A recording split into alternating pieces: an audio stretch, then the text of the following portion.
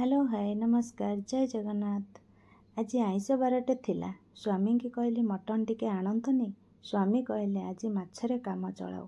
मु कहली नाई हबनी मटन आण। स्वामी मटन नहीं आसिले। मु मटन देखी बहुत खुशी।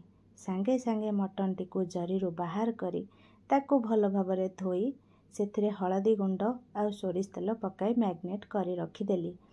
एठी मटन बनेयाकु मु गोटे प्रेसर नेली। सेथिरे किछि सोरिष तेल नेली। एठी आमर तेल गरम हेलानी। सेथिरे आलू फ्राए कली। तापरे किछि गोटा मसला पकेइली। तापरे कटा होइतिबा पियाज को मध्य पकेइली। मटन पाई मु एठी मसला देखंतु रेडी करछि। एठी किछि कटा पियाज अदा रसुण सुखिला लंका दीटा आउ जीरा ताकू भल भाबरे पेस्ट करी रखीदेली। पियाज एठी आमर हेई गलानी। मसला आमे ऐड करिबा।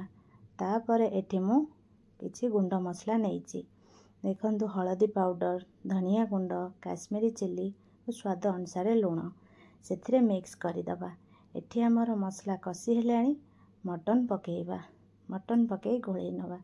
किछि समय पर्यंत ताकू घोड़ेइबा। तापरे आमे मीट मसला पकेइबा।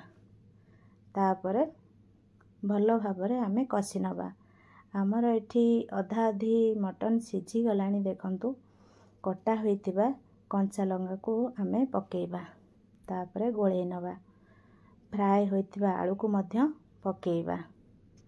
तापरे आमे ताकू टिके भल्ल की मटन सह कसिबा। देखंतु आमर एठी आलू मटन भी माने सिझी गलानी।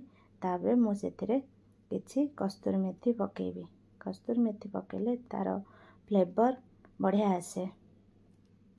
तापरे मु एठी गरम पानी दे देबी। तापरे दीटा सिटरे मटन रेडी।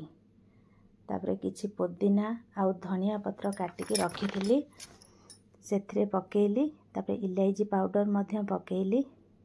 देखंतु केते सुंदर देखा जाउछि ना मटन। बास्ना भी बढ़िया होउछि। टेस्टी टेस्टी अरुआ सह मटन झोल केमती लागिबो। मो भलिया थरे एमती ट्राए करंतु ना देखिबे भारी बढ़िया लागिबो।